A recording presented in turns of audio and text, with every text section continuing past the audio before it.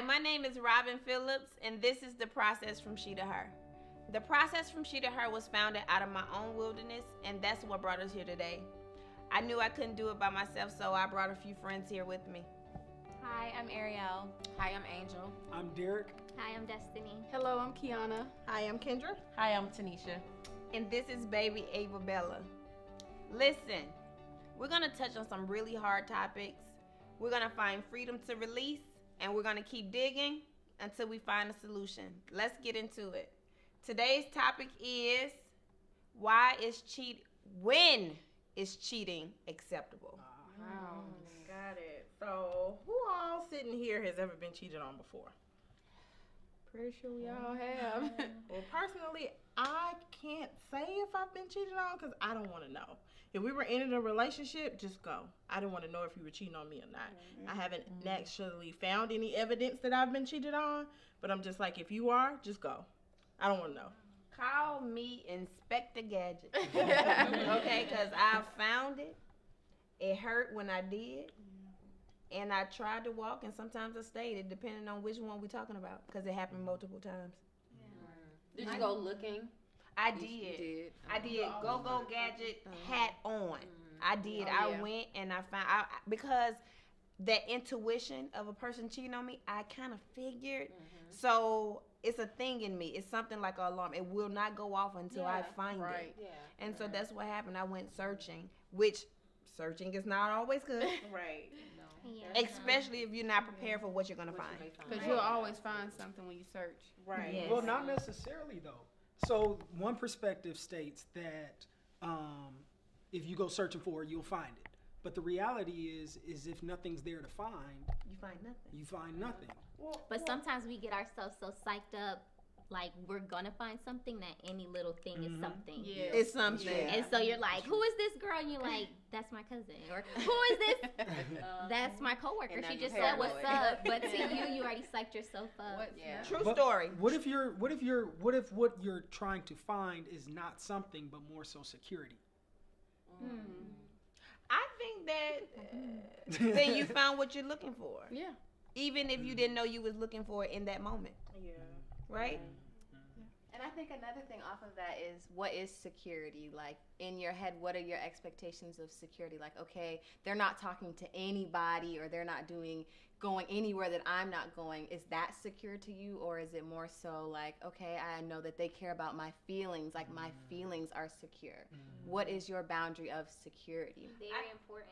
That's very important to set those boundaries. Well, to me, what you explained was half of it would sound like insecurity.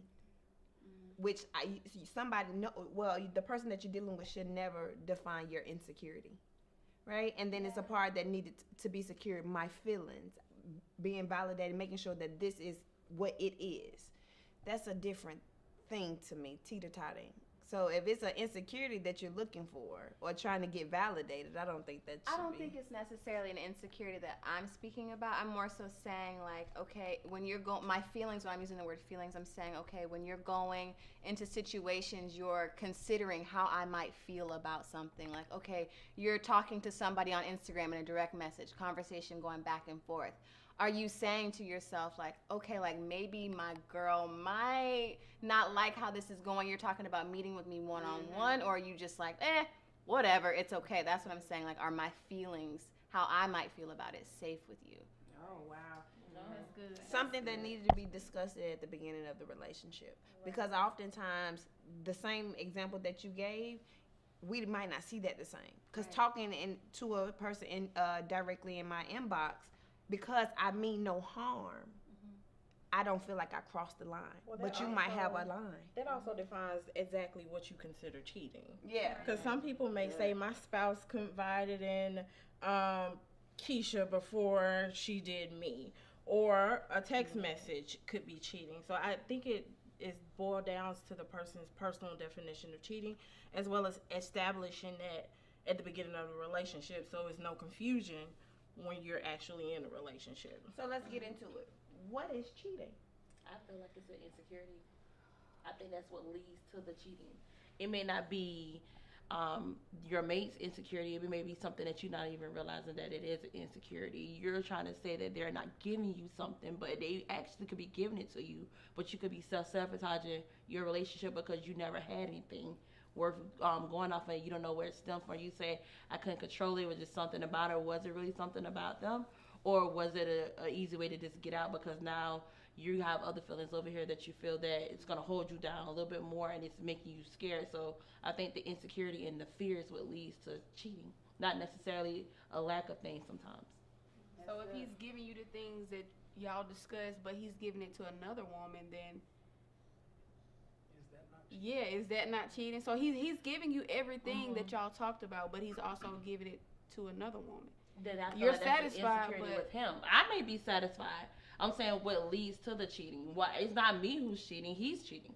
So I feel like it was an insecurity within himself that's why he's cheating. Now, sometimes things are not always just a fault. Some things are just choices. yeah. All right? Because sometimes we make choices. So we can say, well, he's insecure. I don't know, guys. I don't know. So is That's it all- true? Is it Not true? all, sometimes I just do stuff. I think there is Yeah. it's Selfish multiple levels. reasons that people cheat, and that's one of them. Yeah. But Yeah, that's that's why what is cheating just physical? No. No. I believe cheating starts way Could be. before the act even takes place. That's good. Like, I believe it starts in the mind first. You start having these thoughts. Yep. To me, cheating is you're having these thoughts that could potentially violate our relationship, and you're not opening up to me to talk to me about it. Because I think a lot of times that's how we can kill a lot of, what could potentially happen if we have the discussion, and we could kill it then. I remember one time in my marriage, my husband's cousin was showing signs of attraction towards me. And I remember going to my husband, not directly saying, hey, your cousin is being inappropriate towards me, but I use it in a general term. Like, okay, what if a guy was hitting on me and you knew him? How would you, I was trying to gauge him. And the way my husband responded, I was like, oh, I can't talk to him about anything. So when I wanted to go to him and tell him, because, we all want that open, honest relationship, right? Yeah. But not everyone can handle that kind of dialogue. And so I knew then, like, I'm in trouble. Like, So how what do did I you do? communicate? What you do? Did you Well- leave it at, or did you nip it in the bud? What did you do? Well, what I did was I had to actually get like really rude and nasty towards the cousin. So the next time he did that, I was just like, instead of me just kind of, brushing it off, I just got really rude with him. Yeah, and so I just kept doing that until I never threatened him to like tell my husband or anything like that. It was just like I kind of just showed him another side of me that he wasn't expecting. And so men kind of sometimes, they're visual beings, and so they see you in this particular light. And so I'm like, let me change this light that this guy sees me in. Let me just switch it up. That's good. I'm so sweet and cute, sexy, or whatever to him, but let me switch this up, and now let me become like, oh damn, I didn't know she had that in her. Right. So I turned him off. Is what I did. That's good. Oh, that's good. That's Interesting. good. That's interesting. So I got a little different direction. We talked about when is cheating acceptable, and a lot of people feel that it's okay to cheat if you've cheated on me. So the question I have is, how many in here first have ever been the cheater? That's okay. Talk about it. Do tell. So my situation was that he cheated on me, so I thought, okay, like, you don't care about my feelings or who I am as a person. Like, I'm not enough for you. Let me go find somebody who thinks that I am enough for them to bring that back to you and say, look, here I am. Here's enough. Yeah. Here's what you get. Like, So it's trying to show him that you're missing out on something when you did that. but does it What work? did that turn out for you? No, it didn't work out. That was done. It became just that, a competition. Like, okay, you did me wrong. Let me see how much more I can hurt you because you hurt me. So that's not even. So what kind of relationship? That's not even a relationship. not. It's a game. Let's play. It's a game. Yeah.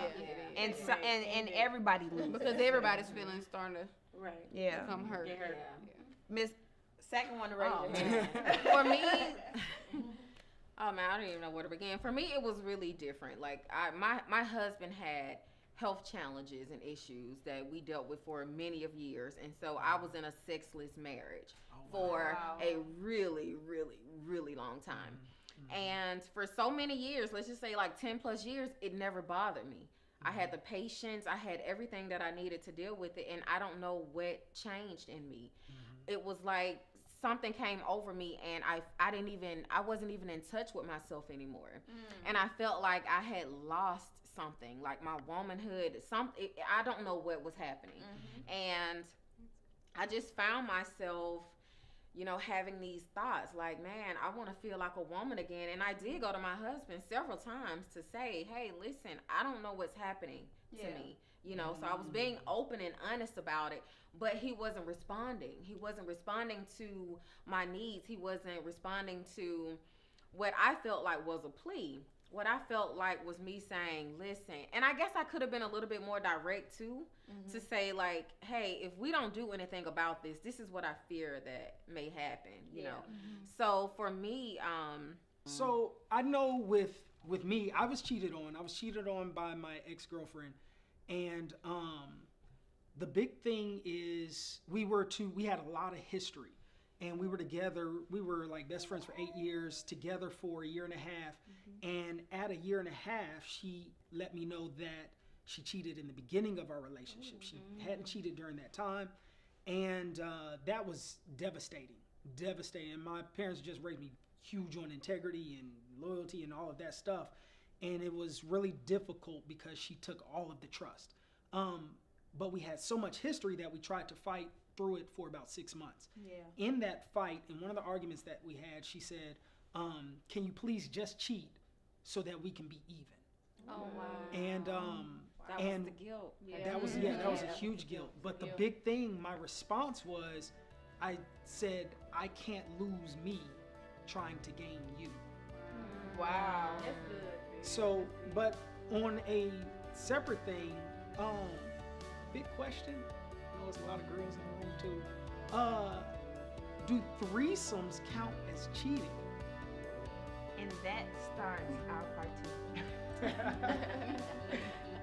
Listen, we're here every week, same time, same place. Follow the process at FromSheToHer.com.